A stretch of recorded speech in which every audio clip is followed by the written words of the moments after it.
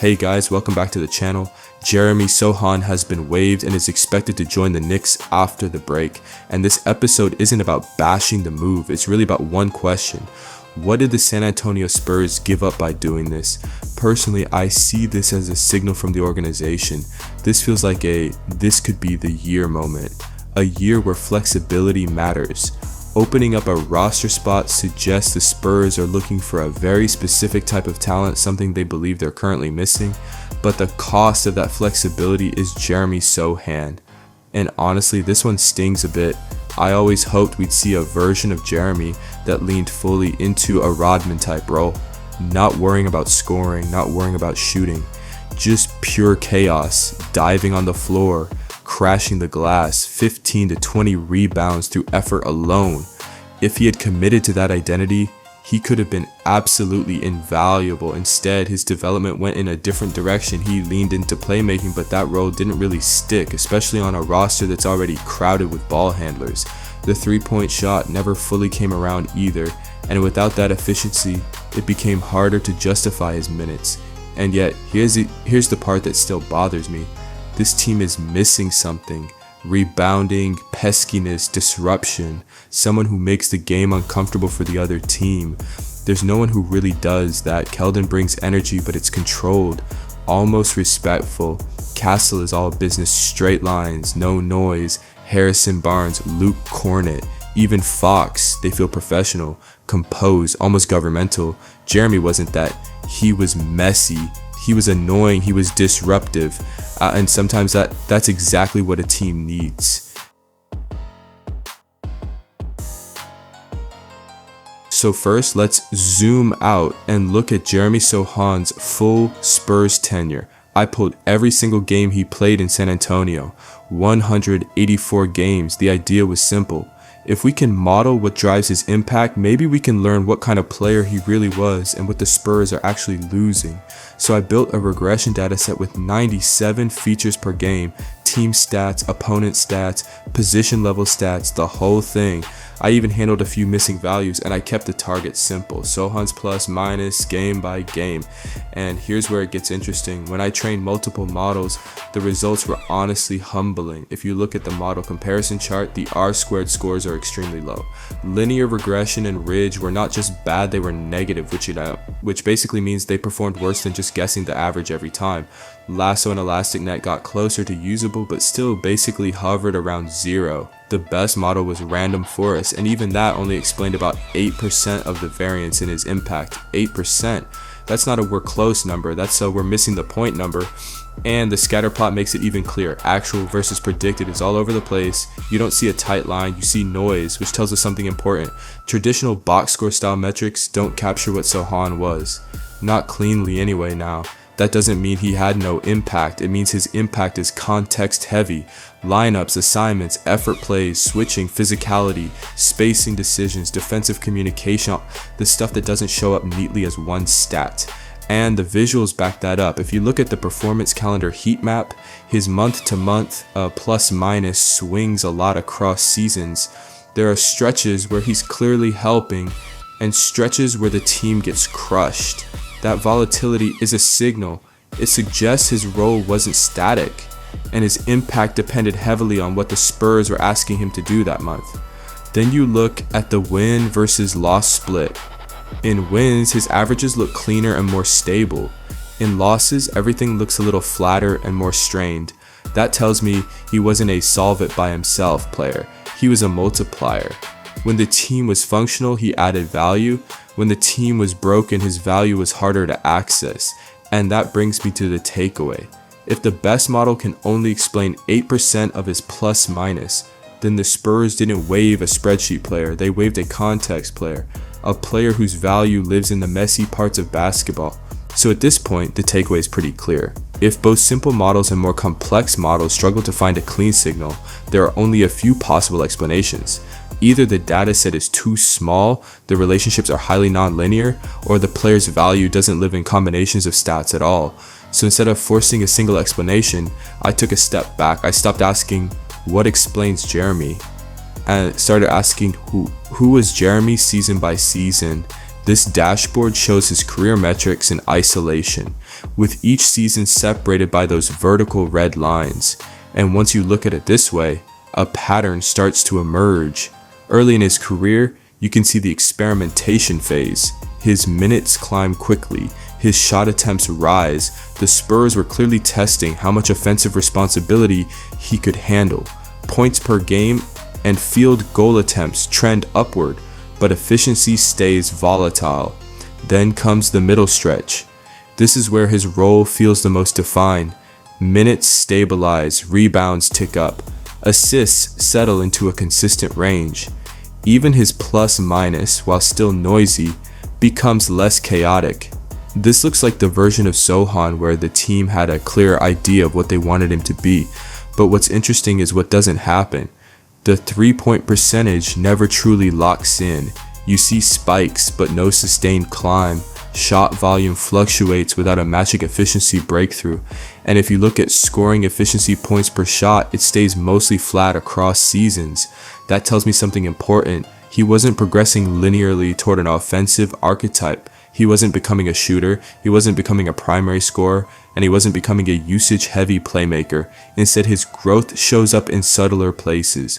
Rebounding improves before it drops again with role changes. Defensive activity stays relatively steady. Turnovers slowly trend down. These are the signs of a player adjusting to responsibility, not demanding it. And that helps explain why the model struggled. Because his impact wasn't about peaks, it was about shape. And his career looks less like a straight upward line and more like a series of role experiments, different asks, different constraints, different versions of the same player. So when the Spurs moved on, they didn't just move on from a stat profile, they moved on from a player who never fully settled into a single lane and maybe wasn't supposed to.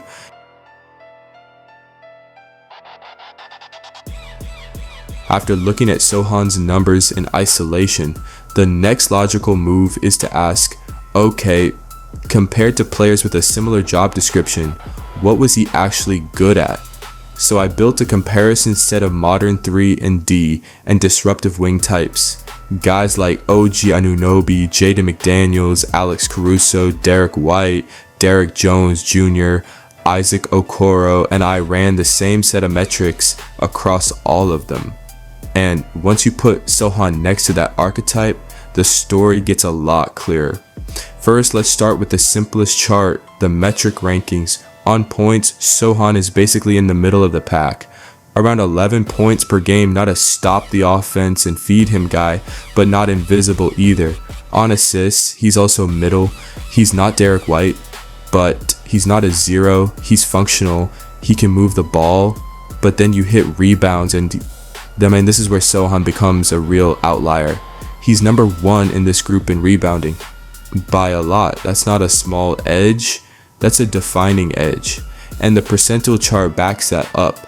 His rebounding grades out around the 86th percentile relative to this group. So this is the cleanest signal so far.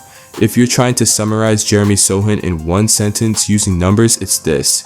He's a rebounding forward utility wing. Now here's the trade-off. When you look at shooting, it's rough. His 3-point percentage is at the bottom of this group, and his true shooting is also at the bottom. On the percentile chart, those are basically bottom tier outcomes compared to the players we normally call 3D wings. And that's the key. This is why he never cleanly fit the 3D label, because the 3 wasn't stable. Now check the defense side. Steals and blocks are not terrible, but they don't pop compared to the best pests here. When you combine steals and blocks into stocks per minute, he's closer to the bottom of this group. That's why on the radar chart, his defensive disruption doesn't flare out like a Caruso or a White. And then the most uncomfortable part shows up, plus minus per minute. When you compare impact across this group, Sohan is the only one sitting clearly negative.